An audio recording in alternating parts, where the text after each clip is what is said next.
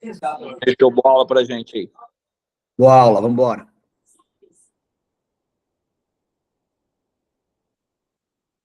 Não. Peraí que fiz besteirinha.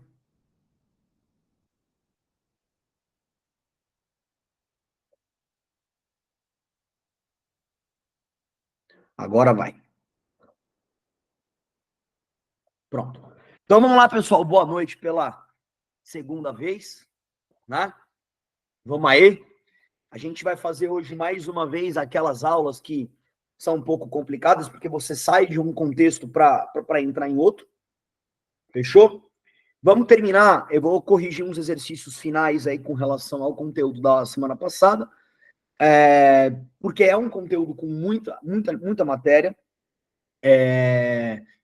Acho que tem muita questão sobre o tema, então não é algo que eu gostaria de passar assim com muita pressa. Vamos lá? Então eu trouxe aqui um exercício de 2019 para vocês, que eu estou apresentando. Vamos nessa. Cara, eu vou falar isso toda hora, eu vou falar isso até o final, eu sei que é repetitivo, eu sei que é chato, mas confirma para mim depois, dá um toque, se abre. Entendendo o estilo da prova, isso é muito mais importante do que ficar treinando exercício, tá?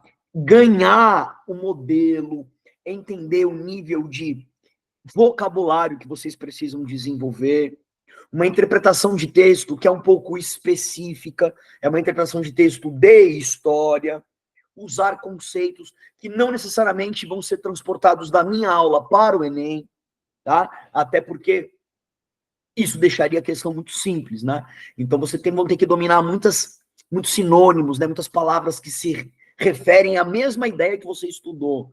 Então essa cancha, esse treinamento, esse estilo de prova, né? Abre aspas, textão, faça X nas frases que se conversam, né, com os conceitos. Vão treinando isso, cara. Vão treinando isso. Tá? Saber o conteúdo é fundamental, é óbvio, mas entender a lógica, a cultura da prova é ainda mais importante. Vamos lá? A lenda diz que, um belo dia ensolarado, Isaac Newton estava relaxando sob uma macieira.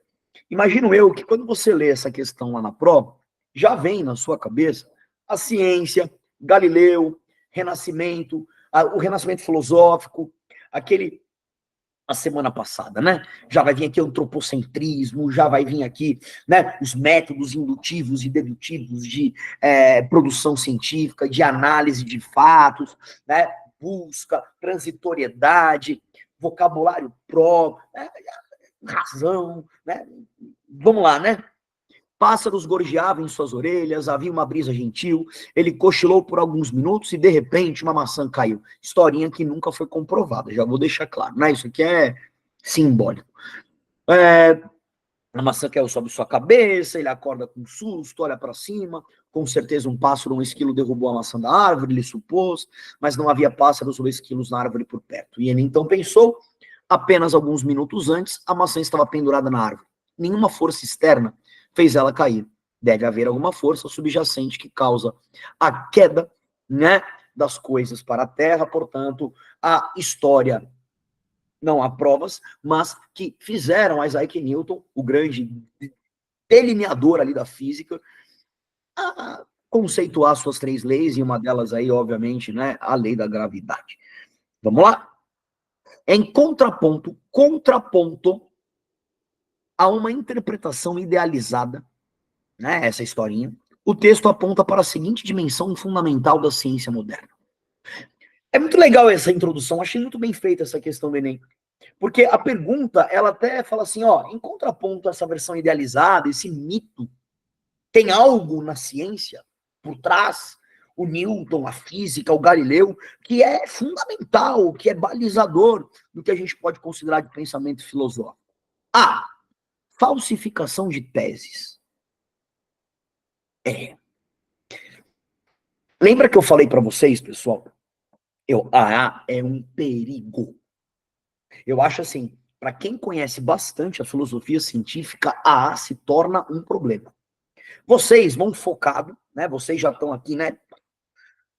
Enem, né? Sem querer levar uma com a questão, mas vocês não imaginam como A é um problema. Não sei se vocês se recordam, mas na semana passada eu disse para vocês que dentro dos conceitos da filosofia científica está a transitoriedade. A ideia de você construir uma tese, portanto, uma resposta, e essa resposta ela deve estimular novas respostas e, portanto, um progresso científico. Falsificar teses, eu não vou usar, é que esse termo está muito bizarro. Tem um filósofo chamado Thomas Kuhn, que ele fala muito sobre a falseabilidade da ciência, que é partir do princípio que todas as respostas podem ser falsas para você poder estimular o pensamento. Acho que o Descartes, que talvez vocês, não sei se já chegaram nesse ponto em filosofia, já devem ter visto o princípio da dúvida em Descartes, né? Duvidar. É que o Descartes não duvida necessariamente das teses, né? Mas essa coisa de falsificar na filosofia científica, ela é muito importante, cara.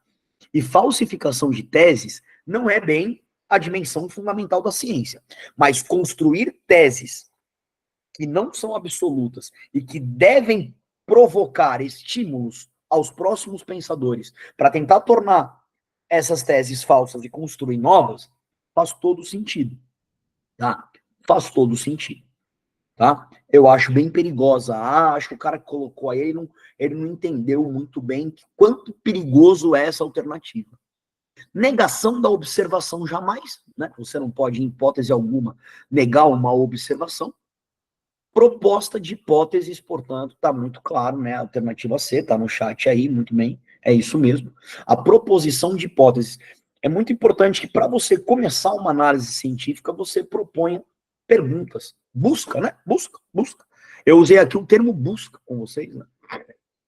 Desde a primeira aula, né? A gente vem falando isso, daquele pensamento grego, né? Tudo bem?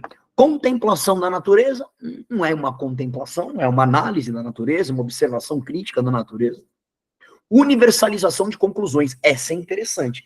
E essa se torna perigosa para aqueles que têm um certo preconceito ao acreditar que a ciência, principalmente a física, tem como objetivo universalizar respostas e construir dogmas e construir verdades absolutas. Este não é a proposta da ciência. Né? E é muito perigoso porque imagino eu que vocês já estudaram o Newton e vocês viram que as leis do Newton chamam leis universais, né? Onde dá essa ideia de universalização. Eu acho que uma pessoa com uma leitura mais rasa e uma ausência de conceito, ela se complicaria na alternativa E também. Né? Ia fazer essa relação rasa, né, de lei universalização de respostas. Pô, a lei é conclusiva, a gravidade é 9, alguma coisa e ponto. Tá bom. Né? Então, sabe, você acredita nisso, você acaba embarcando na E, né? Acho que a proposição de hipótese é a alternativa mais dentro. Beleza? Aí tá errada. Eu não vou dizer que tá errada, mas eu vou dizer que ela precisa de detalhes, ela precisa de uma aula para trabalhar a alternativa A. Se você trabalhar a alternativa A, ela fica séria. Mas tudo bem, uma questão objetiva, você foca na C. Tudo bem? Alternativa C, portanto, pessoal, alternativa corretinha. Certo? Essa aqui nós já fizemos. Né? Vamos lá. Essa.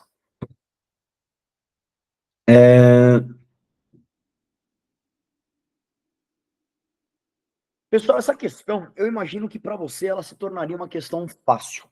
Agora aqui, eu suponho que você faria essa questão de 2020 um pouco tranquilo agora, eu suponho. Porém, você acabou de ter a matéria. Se você imaginar essa questão lá no dia do Enem, e você não teve aula antes, ou seja, você não sabe qual é o contexto da questão, eu acredito que essa questão ela fica um pouco mais complexa. Vamos lá? Desde o mundo antigo, padrão, né? Texto e faz X, né? Não muda, os caras não têm criatividade. Desde o mundo antigo e sua filosofia, que o trabalho tem sido compreendido como expressão de vida e degradação. Criação e infelicidade. Atividade vital e escravidão. Felicidade e servidão. Trabalho e fadiga. Olha que muito legal. Ele está trazendo aqui uma ideia de que desde a antiguidade existiam versões diferentes sobre o conceito do trabalho.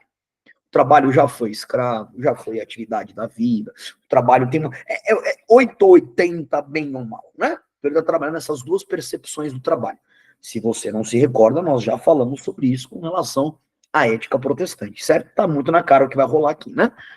Na modernidade, sob o comando do mundo e da mercadoria e do dinheiro, a prevalência do negócio, negar o ócio, portanto, trabalhar para ganhar dinheiro, veio sepultar o império do repouso, da preguiça, da folga, criando uma ética positiva do trabalho.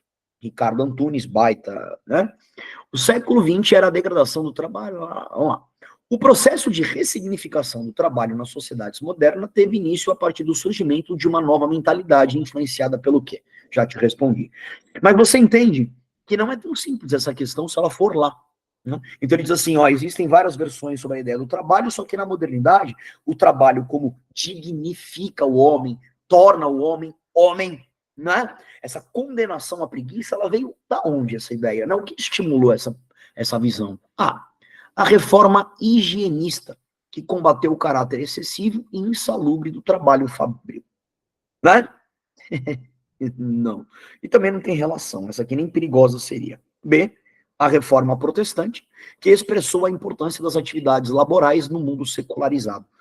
Galera, eu acho que eu já fiz aqui 2 questões com vocês que a palavra laboral já apareceu. Você se ligou que os caras curtem essa palavra. Sempre que aparecer a palavra laboral para você, significa trabalho. Laboral é sinônimo.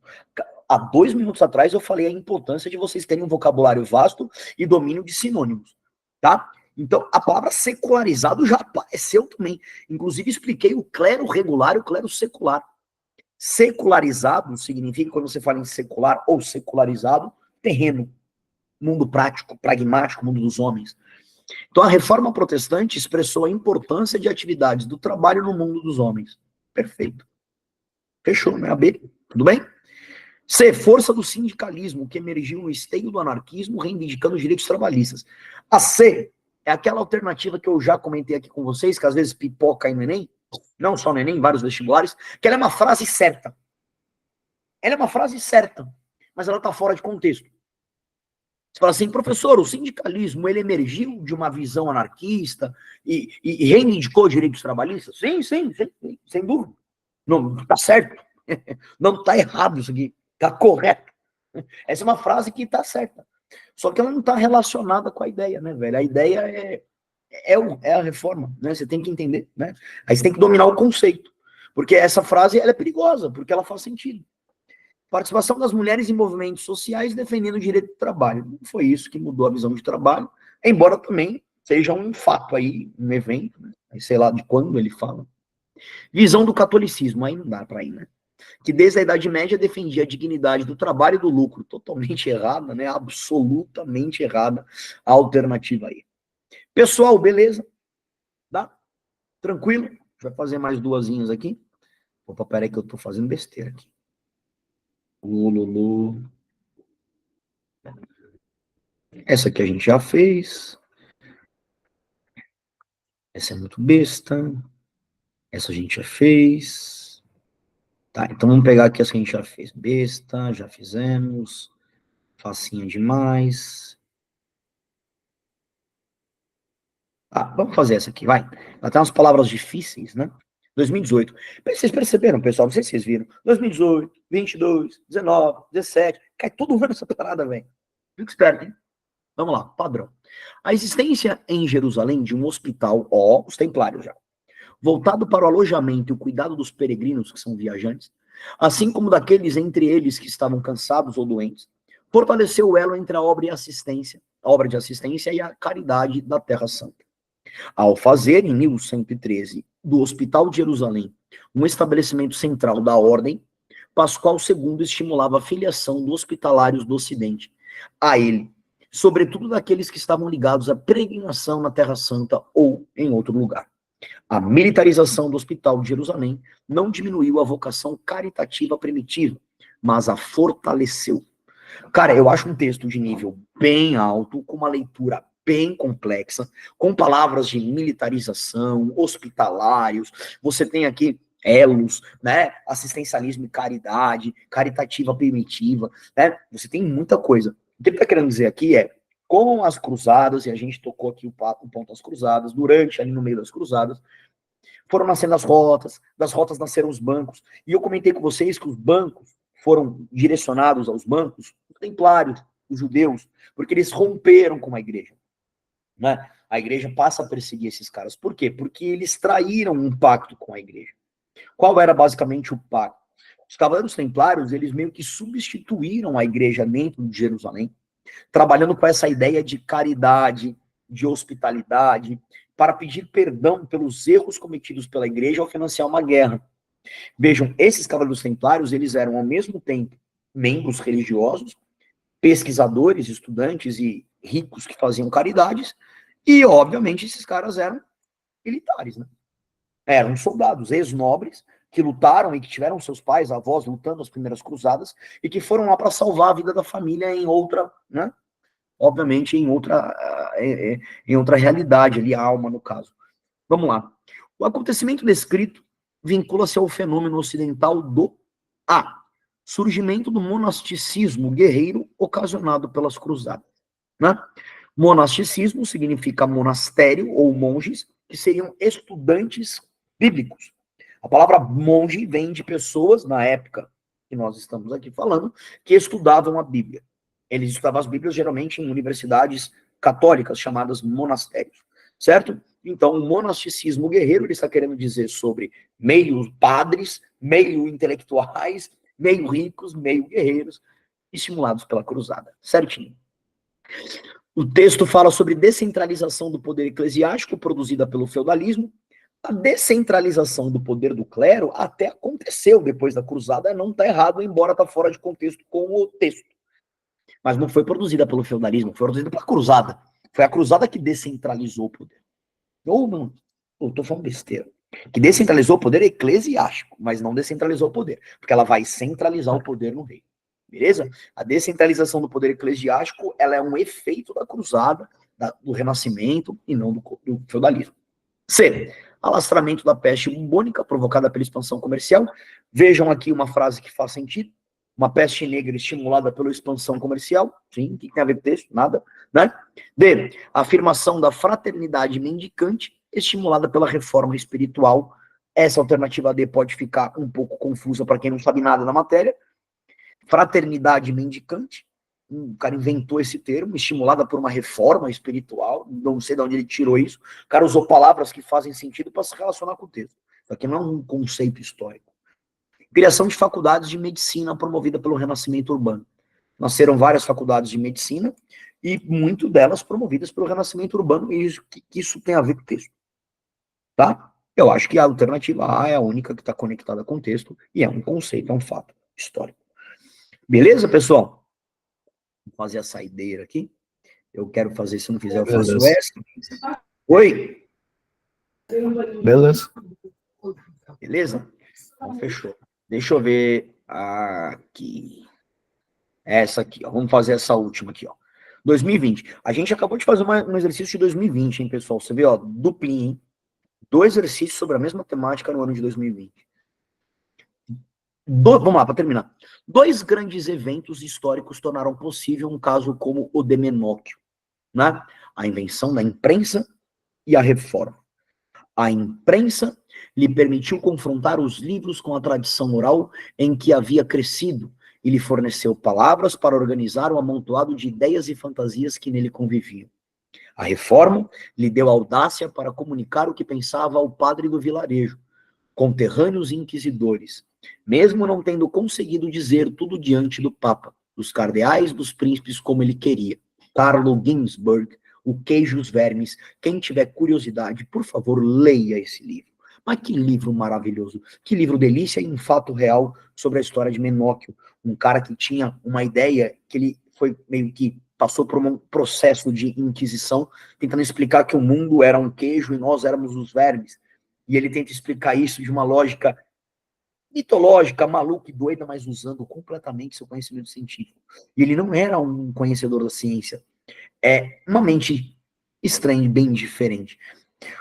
Ele extraiu do texto de Carlo Ginzburg, O Queijo e os Vermes, a história do Menóquio, a ideia do papel da reforma e da imprensa lá do Gutenberg, que eu digitei até aqui no chat para vocês na semana passada, como 2 grandes eventos fundamentais deste período.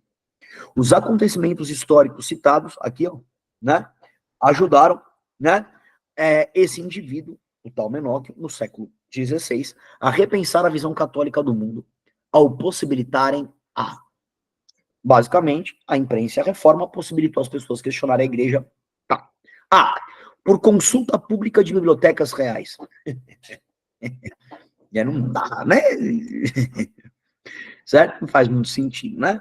B, a sofisticação barroca do ritual litúrgico. Nossa, mas que bonita, né? A sofisticação da arte barroca em um ritual litúrgico. Mas que coisa maravilhosa, não tem nada a ver, eu não consigo nem entender o que isso aqui significa, né? Eu não consigo nem entender o que o cara quer dizer com isso. Liturgia, barroco, sim, é a arte, né? A arte que vem ali de idolatria de figuras religiosas, abuso do ouro, formas geométricas, aquela questão dos vitrais. Ritual litúrgico seriam rituais religiosos, né? Então é a sofisticação da arte para fazer rituais religiosos. Palavras difíceis. Tem gente que vai nessa porque não sabe nada. Eu não entendi nada, as palavras são bonitas, faz X aqui. C. Aceitação popular da educação secular. O povo aceitou a educação. Olha a palavra secular de novo. Secular significa uma educação prática, uma educação dos homens. Essa é um pouco perigosa.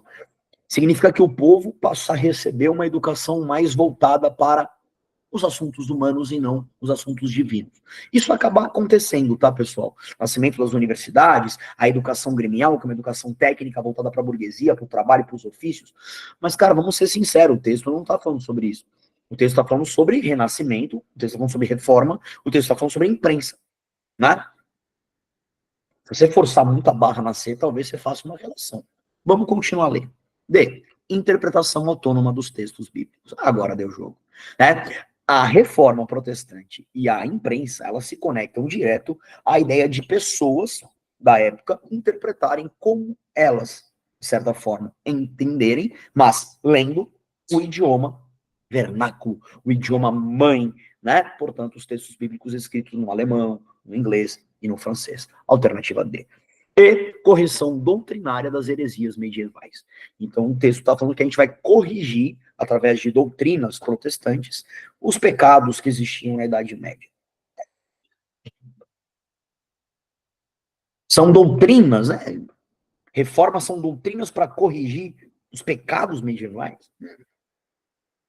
Se você pensar a reforma como uma forma de correção doutrinária, né, de falhas da igreja, de interpretação, de abusos da igreja, até vai.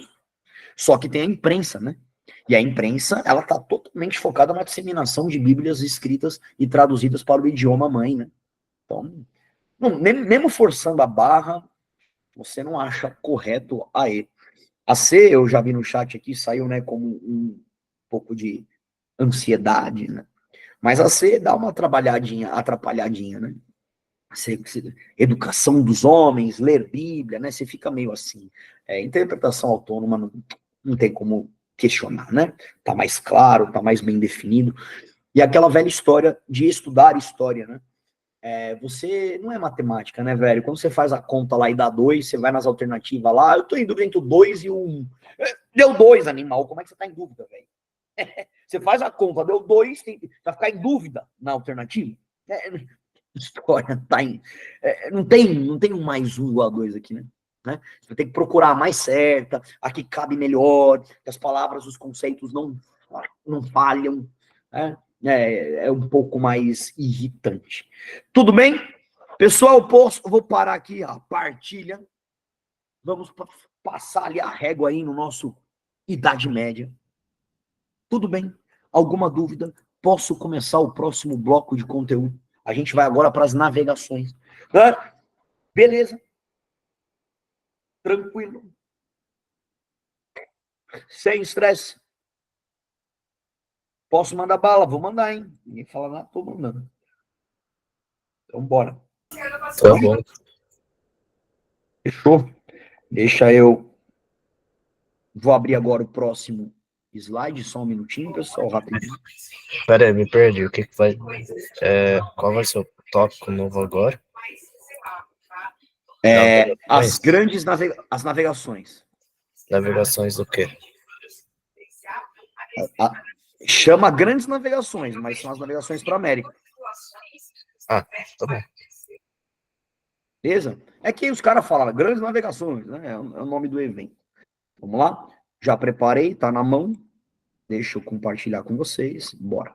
Né? Então vamos lá. Hoje então, a gente vai iniciar o nosso bloco 4, tá? Tá dentro do nosso cronograminha aí.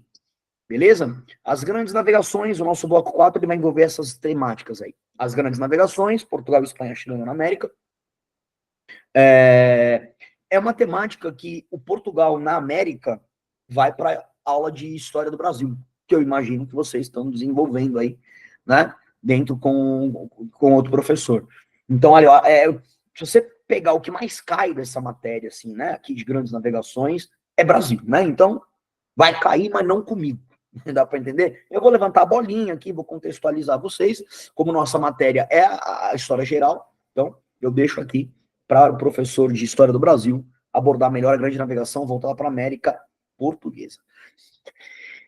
Agora, o que cai na tua prova é o choque cultural relacionado não só à África pré-colonial, eu não coloquei aqui, mas também ao indígena. O termo choque cultural, inclusive até para redação, eu peço para que vocês tenham muita atenção. E aqui vai rolar uma interatividade, no caso a gente chama de interdisciplinaridade, com a sociologia. Eu não sei a que nível também vocês estão em sociologia, mas eu imagino, se não chegou, irá chegar a antropologia, que é um braço da sociologia, né? A antropologia é uma parte da sociologia que hoje é autônoma, ela virou uma ciência própria. E no teu edital de Enem, né, eles exigem que você domine antropologia dentro da sociologia. Portanto, o que é cultura, o que é padrão cultural, apropriação cultural, né, violação simbólica ou violência simbólica, né, que são conteúdos da sociologia voltados para o choque cultural. Isso aqui chove na tua prova, mas chove, os caras adoram, se prepara, vai cair, tá? Então, pegar as navegações, imaginar Portugal, Espanha, europeu, chocando culturalmente com nativos e pegando o tráfico negreiro e trazendo escravo para o Brasil, choque África, América, Europa, né? Esse triângulo Europa, América, África, culturalmente falando, em conflito, pá, isso é cenário da tua prova, isso é pano de fundo para a tua prova, tá? Então fique esperto, porque essa temática cai, e ela cai muito voltada para a parte cultural. Vai exigir de você ali um conceito aqui, um ali. O Enem ele tá um pouco mais fácil, na minha opinião, tá, pessoal? Eu achei que essas questões, elas já foram mais difíceis, exigindo de vocês conceitos. Hoje ela parece exigir de você uma coisa mais interpretativa. E eu vou te provar, eu vou te trazer exercício, tá?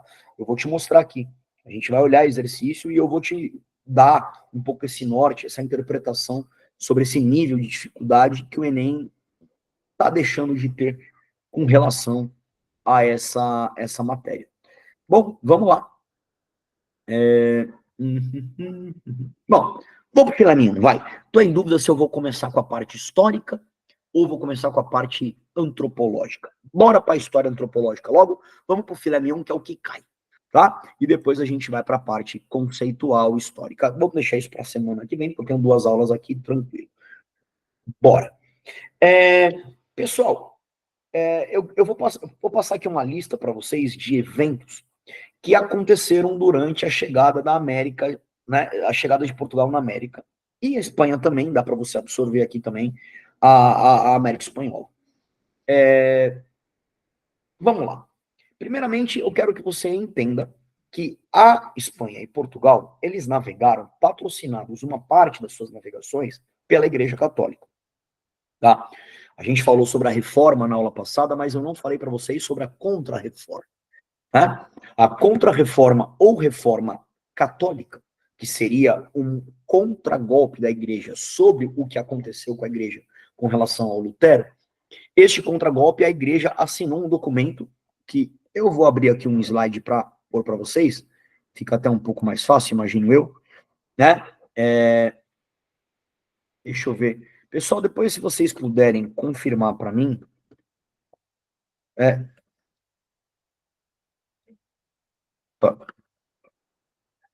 eu estou digitando, e eu não sei se vocês estão acompanhando o que eu estou digitando. Qualquer coisa, depois eu reabro, tá?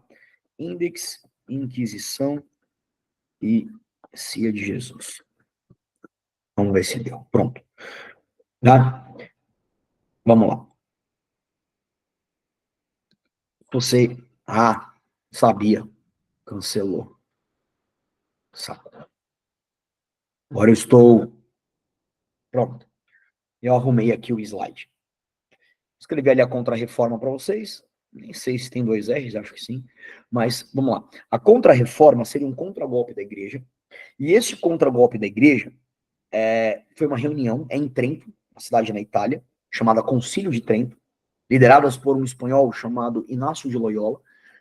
E ali, os apoiadores da igreja tomaram 3 decisões para fortalecer o poder da igreja, para que ela não sofresse tanto embate ali, tanto prejuízo no combate com o Renascimento e com a Reforma. Primeiro, eles fizeram o Index, que significa a lista dos livros proibidos, e começaram a proibir, censurar e destruir e queimar obras que estimulassem as pessoas a pensar ciência e pensamento crítico. Depois, eles fortaleceram a Inquisição. E é aqui justamente o período onde pau comeu, a queimação rolou solta, torturas, combate, caça às bruxas bombou, né? Para poder botar medo, essa era a ideia, né, de usar o medo para manter o poder da igreja na Europa. Essa contra-reforma também se dá durante as navegações, então pensa sempre em 1500, que é a data de chegada na América, no caso do Brasil, por Portugal. E aí você não erra, tá? E a Companhia de Jesus, que era um padre soldado, tipo um cruzado, eles até eram chamados aqui de cruzados, e eles viriam para a América para catequizar indígena. A ideia era, todo fiel que eu perder na Europa, eu vou triplicar ele com, obviamente, uma catequização na América. Então a ideia era, se eu perder 10 na Europa, eu ganho 20. Entendeu? Perco 10 lá, ganho 20 aqui, né, na América.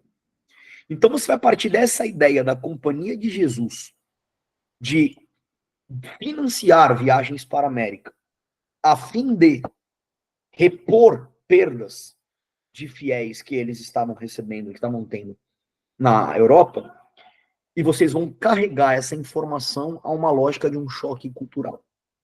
Ou seja, um indígena que vem para cá para educar, um jesuíta que vem para a América para educar um indígena, não está preocupado se você vai passar de ano, se você vai aprender e te ensinar a ser uma boa pessoa e um rapazinho legal e bacana pensador. Eu estou incorporando fiéis à igreja. Tá? Então essa informação já é muito importante para quando você for tomar decisões sobre o choque cultural, você imaginar que a Companhia de Jesus, ao chegar aqui, né, na América, é pouca ideia com o indígena. É destruição da cultura dele e imposição da cultura europeia cristã católica. Beleza? Pode perguntar, senhor Pedro. Então, professor, só para ter certeza, teve a Inquisição que perseguia pessoas, essa Cia de Jesus que buscava fazer o indígena seguir o cristianismo, que forçava o indígena a seguir o cristianismo, e o Index era o que mesmo? O índex é a destruição de obras e livros do Renascimento, uma espécie de uma censura para que esses livros não estimulassem a educação reflexiva e coisa e tal na Europa. Tá. Acho que deu para entender melhor. Beleza. Show? Importante que eu deixe claro para vocês que a Contra-Reforma ela foi muito forte em Espanha e Portugal. Espanha e Portugal até hoje são os países mais católicos que nós temos. Tá? São países extremamente católicos. Fala, professor, o maior número de católicos do mundo é o Brasil. Em proporção, não, né? Assim, não. A Espanha, Portugal, México, né? Pode ver, América Espanhola, e Espanha e América Portuguesa e Portugal, né? São muito católicos, né? Assim, muito mesmo. A reforma do Lutero não chegou em Portugal e Espanha com a força que, obviamente, ela tinha na Alemanha, porque nasceu lá, na França, na Inglaterra. Tudo bem? Então, Espanha e Portugal tinham muita influência da Igreja Católica, uma pressão pesada da Igreja, e por isso o Brasil vai acabar sofrendo essa reflexão aí, essa reflexão, esse reflexo de dominação jesuíta. Só para você ter uma ideia, as aulas das companhias de Jesus aqui na América, e vocês vão ter isso em história, olha as matérias que os caras tinham. Olha as matérias. E que fique claro que antes dos padres, os jesuítas, ensinar os indígenas, eles primeiro catalogavam a cultura indígena, eles absorviam o dicionário e o significado das palavras, eles teatralmente dominavam a mitologia e a cultura indígena. Então, o primeiro contato de jesuíta com os padres, né? Os padres jesuítas com os indígenas é um contato de compreensão da cultura. É uma forçação jesuíta para absorver os elementos culturais, os símbolos e os rituais dos indígenas. Com qual objetivo? Dominação. E isso aqui é um reflexo do que o Hernán Cortés, lá na América Espanhola, fez. A América Espanhola cai muito pouco para vocês, eu vou até pular essa matéria, mas deixo aí para vocês estudarem por fora, porque não temos tempo. Mas a dominação da América Espanhola pelos espanhóis, o Hernán Cortés, ele vai para os astecas eram um império. Não tem um império no Brasil.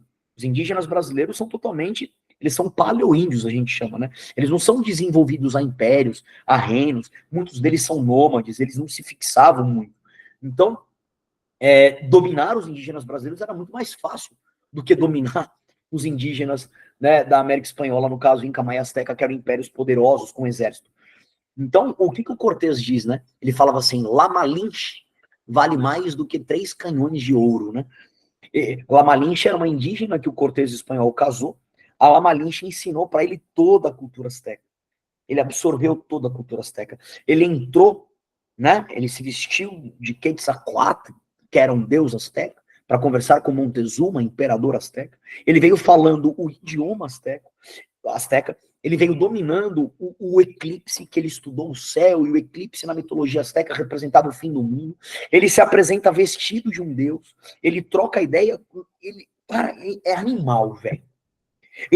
Como ele domina a cultura dos caras e usa a cultura dos caras contra eles, para destruí-los. É muito louco. Walt Disney, conhecendo a cultura brasileira e fundando o Zé Carioca, para enfiar Mickey e Minnie e Disneylândia na tua goela, para poder desenvolver mercado americano, isso é incrível, velho. Isso é incrível. Isso é incrível. Né? Essas regras de dominação, de absorção da cultura para usar ela contra o dominado, é um padrão. Isso começa com Cortés, isso é muito forte nessa época. E o que os indígenas vão sofrer aqui? O que a gente chama de aculturação e apropriação cultural. Né? Eles vão se aculturar, né? Eles vão receber a cultura do próximo, né? No caso o europeu, mas por apropriação, não por consciência. Né? Eles não vão aprender a cultura, eles vão... Né? Eles vão ser... Isso aqui é impositivo. Eles vão ser massacrados, é um avalanche de seja assim. Como prometido, olha as matérias que os indígenas tinham. Matéria, monogamia. Olha a matéria. Tinha um documento chamado Ratium Studiorum, né, que eles estudavam na época, que era tipo um catálogo do MEC. Tá? Lá dizia, explicava, como destruir a poligamia e instituir a monogamia. Portanto, destruir uma visão de que um homem pode ter vários casamentos e instituir no indígena a ideia de que o casamento é sagrado, tem que ser na igreja. É muito louco isso. Monogamia é um casamento, uma esposa. Poligamia, vários casamentos, várias esposas. Certo? Monogamos. Gamos, né? Vem de gameta, talvez vocês tenham isso aí, né? Em biologia, certo? Que é muito louco, né? Aula 1. O que vocês fazem aí de casamento é podre. O certo é o meu. Se ligou? Aula 2. Pajé não presta. Pajé é safado, mentiroso. O cara tá de sacanagem, o cara é um charlatão. O pajé tinha poder de cura, mentira, isso é magia, não presta, vai pro inferno. O pajé tinha poder de adivinhação para os indígenas, ele era um profeta, um oráculo. Não, que mentira, Deus pertence, o futuro pertence a Deus, sai cá fora. E pajé tinha poder político, ele fazia as leis das leis. Ei, mané, lei, quem faz a lei é Deus. Olha a aula que os caras tinham. Mata a figura do pajé e impõe a autoridade católica. Aula 2. Para terminar. Aula 3. Essa aqui é meio padrão, né? Politeísmo. Ah, que mané politeísmo. Politeísmo, crença em vários deuses. Sério? Politeus, né? Vários deuses. Não, que vários deuses? Que Guaraci, que Anhangá, né? Tupã, né? Que Jaci, vão se catar, não tem deuses, nada, não me vem com Deus árvore, Deus mata, Deus lua, não, é Deus mono um, Pai de Jesus Cristo. Olha a matéria que os caras têm, né?